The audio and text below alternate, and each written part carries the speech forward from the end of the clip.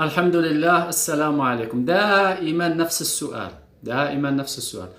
أعمل مجربة أو أفعل ذكر أو أفعل أو أقول آية أو سورة أقرأها لتسهيل الزواج أو جلب الرزق، ولكن بدون نتيجة. ربما تسألون ماذا مكتوب في هذه الورقة؟ أين هي؟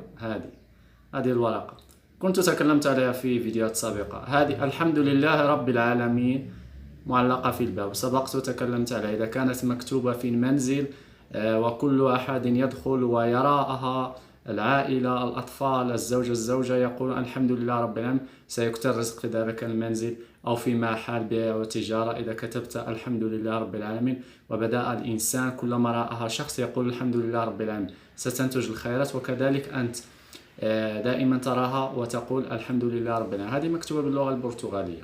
هذه فائدة فقط إليكم، كنت قلتها في الفيديوهات السابقة. المهم، دعونا في المهم الآن. دائما الناس تسأل لماذا أفعل ذكر أو آية أو سورة ولكن لا أرى نتائج؟ لماذا؟ المشكل فيك يا أخي أو أختي، المشكل فيك. المشكل فيك أولا، إما عندك عين، يعني أنت تفعل، وخصوصا هناك بعض الناس يفعلون ورد يرون نتائج وبعدها ينقطع عليهم ويعودون لما كانوا فيه. هذا يعني عين، والله أعلم. سحر متجدد، شياطين تهاجمك. ماذا يجب عليك أن تفعل؟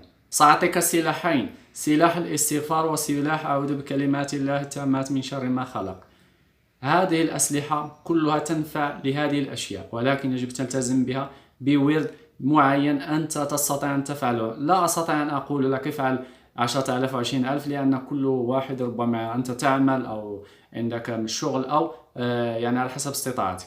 مثلا سأقول لك قل أستغفر الله العلي العظيم الذي لا إله إلا هو الحي القيوم وأتوب إليه 100 مرة. أعوذ بكلمات الله التامات من شر ما خلق 100 مرة. وراء كل صلاة إذا استطعت قلها 200 مرة، إذا استطعت قلها 1000. يعني وراء كل صلاة اجعل لك برنامج يوميا. إذا لم تستطيع وليس عندك وقت فاجعلها في الليل، يوميا في الليل، يوميا في الليل 500 مرة من الاستغفار و500 مرة من أعوذ بكلمات الله التامات من شر ما خلق.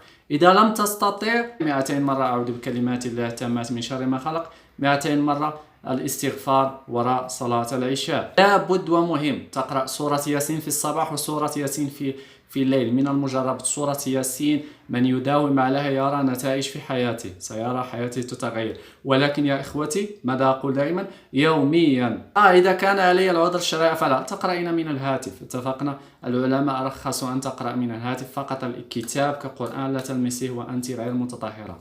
قلت لا إله إلا الله، وصلت إلى 6000 ونمت واستيقظت للفجر. يا للعجب يا أخوتي، لا إله إلا الله من يداوم عليها بعدد كبير لن يعني سينهض كأنه نام 20 عاما، يعني ستعطيك قوة خارقة في يومياتك. اتفقنا؟ هل ألتزم بهذا العدد 10,000 يومي؟ لا تلتزم به. ممكن أنت تخفف منك، ممكن 5,000، ممكن على حسب استطاعتك، ولكن يوميا ذكر. هل أستطيع أن أذكر أنا في العمل أو في الشارع أو بدون عدد؟ ممكن. من أحسن العبادات أن تدمج العبادة والذكر في أعمالك اليومية، أن تذكر يوميا. أنت تعمل، أنت في محل، أنت ذاهب إلى التجارة، ذاهب إلى الدراسة، ذاهب إلى الشغل، وأنت تذكر الله، لا إله إلا الله، لا إله إلا الله. هذا من وصايا الله سبحانه وتعالى لسيدنا موسى في القرآن: ولا تنيا في ذكري اذهب إلى فرعون. يعني مذكورة الآية، يعني تذهب إلى فرعون ولا تنيا في الذكر. الله سبحانه وتعالى يتكلم مع موسى عليه السلام وهارون، يعني أن يذكروا وهم ذاهبين. يجب أن تدمج العبادة في يومياتك، ليس فقط أن تعبد الله وأنت على السجادة. هذا أكبر خطأ، أكبر خطأ أن تعبد الله فقط في رمضان أو في السجادة أو في المسجد. ليس هذا فقط. نحن نعبد الله في المسجد ونخرج إلى الشارع ونفعل المنكرات وننسى الله. فقط الله في المسجد أو في رمضان أو فوق السجادة؟ لا، الله يجب أن يكون على لسانك اليوم كله. مثلا الكلام الفارغ تجعل مكانه الاستغفار أو ذكر لا إله إلا الله. أفعل ذكر، أقول الذكر، خصوصا أعوذ بكلمات الله التامات من شر ما خلق. من المجربات بسرعة الضوء الاستغفار وذكر لا إله. هذه 3 الأشياء، والصلاة على النبي عليه الصلاة والسلام. هذه 4 الأذكار. هذه الأذكار تفعلها مثلا تقولها مثلا ويأتي رزق عبر أخيك. مثلا أنت تقول وأخوك يصبح يدخله المال أو يجد عمل، أو زوجك يجد عمل أو يدخل الرزق عليه. الله سبحانه وتعالى بعض الأحيان يجعل أرزاقنا مرتبطة بناس، يعني بسبب إنسان آخر. يعني رزقك أنت ربما لا يأتيك مباشرة ولكن يأتيك بسبب آخر. ليس هناك أي مشكل أنت تذكر وأخوك يستفيد أو زوجتك تستفيد أو زوجك يستفيد أو أبنائك يستفيد، ليس هناك أي مشكل. المشكل هو أنك لا تذكر. للعجب أنت تضع فيديو للذكر ويطرح نفس السؤال وسيطرح نفس السؤال. وضعت ذكر لا إله إلا الله 10,000 في اليوم. تقول أخت تعتقد أن كيف أقضي على الشيطان الذي هو ساكن في العورات. يا إخوتي، ذكر لا إله إلا الله الرسول عليه الصلاة والسلام يقول فقط 100 مرة. 100 مرة. أعوذ بكلمات الله التامات من شر ما خلق 3 مرات فقط. الشيطان لا يدخل ذاك المنزل أو لا يلمسك شيئا في المنزل. فتخيل معي إذا قلت يا أختي أو أخي، إذا قلت 10,000 أو 5,000 لا إله إلا الله، هل سيقربك شيطان أو يلمسك شيطان؟ فقط هذا ربما يقذفه في عقلك.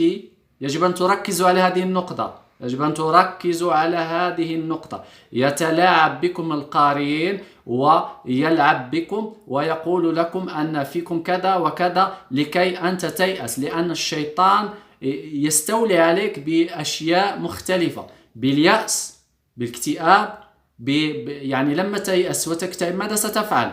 ماذا ستفعل؟ عديد من الناس تفعل هذه الأشياء: الانتحار، الاستماع إلى الأغاني، ترك الصلاة، هو يريد هذا. فأنت إذا استمعت لهذه الأشياء ستسلك الطريق الخطأ.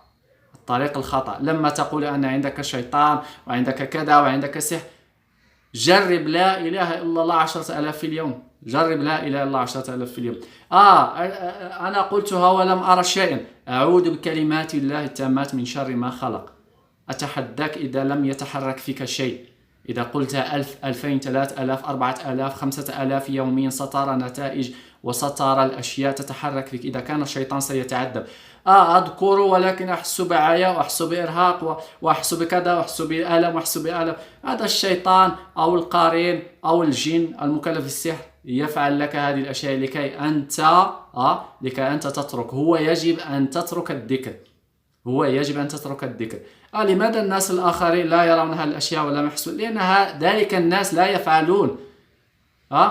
أتيني ب100 شخص، ب100 امرأة كبرت في عقلك وتقول تلك المرأة أنها لا تحس بشيء ولا تفعل شيء، وأتيني ب100 رجل، ضعهم في البيت وقول لهم قولوا أعوذ بكلمات الله التامات من شر ما خلق 5,000 مرة في اليوم. سترى كلهم يتحركون، وكلهم بدأ يتحرك فيهم الأشياء، بدأ يظهر العوارض، بدأت تظهر الجن، بدأ يظهر السحر، وبدأ يظهر أي شيء، لأن كل الناس مسكونين بالشياطين والجن. من يحارب الجن والشيطان يعني سيحاربه، ومن يستسلم سيستسلم. وماذا أريد أقول لكم في هذا الفيديو؟ يجب الإصرار والذكر والقرآن. ولما تفعل ورد لمجربة لرزق، يجب أن تسلم أمرك لله. ليس فقط أنا، لا فقط يوسف قال لكي يجلب المال سأفعل هذا الورد فقط لأجلب المال. لا، ليس هذا هو المنظور الحقيقي أو النظرة الحقيقية اللي مثل سورة ياسين. أنت تقرأ سورة ياسين لحب سورة ياسين، أنت تذكر الله لحب الله، ليس فقط لحب المال أو فقط لحب الزوج. أريد زوج، أريد خطيب، أريد كذا، أريد.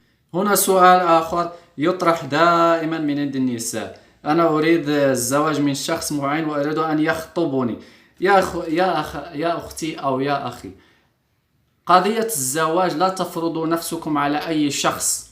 يعني هناك إنسان عنده مشكل مادي، مشكل صحي، مشكل في حياته، مشكل في حياتك، كذلك عنده حرية الاختيار. كذلك كما أنت عندك حرية الاختيار، أنت تختارين ما تشائين. إذا أتى شاب إلى منزلك يخطبك، أنت إذا أردت ستتزوجين، وإذا لم تريد فلا تتزوج. فقط المجربات التي نضع لكي إذا كان عكوسات من عند الجن، إذا كان عكوسات من عند الشياطين، إذا كان عندك السحر، بإذن الله سيجعل الحب بينك وبين هذا الخطيب أو بين الزوج إن شاء الله لكي تتزوج، أو بين الخطيب لكي تتزوجوا بإذن الله ويسهل الخطوبة. أسهل طريقة سبق وقلنا في اليوتيوب، وهي أن تذكر الله بهذه الطريقة. تقرأين سورة الضحى 40 مرة في اليوم لمدة 40 يوم، وفي كل قراءة لسورة الضحى ستقولين إنه من سليمان وإنه بسم الله الرحمن الرحيم ألا تعلوا لي وأتوني مسلمين، حتى تكمل 40 لمدة 40 يوم. ممكن أن تفعل حتى في العذر الشرعي لأنك ستقرين من هات الناس حافظين لسورة الضحى. اتفقنا؟ هذه كل الأسئلة تقريبا الذي يسأل الناس. يعني يجب هل أفعل من أجل شخص آخر؟ لا، يجب هو أن يفعل، يجب هو أن يذكر، يجب هو أن ما أنت فقط تدعو معه، أو إذا كانت أمك وأبيك أو أحد من الأقرباء تستغفر له 70 مرة. اتفقنا؟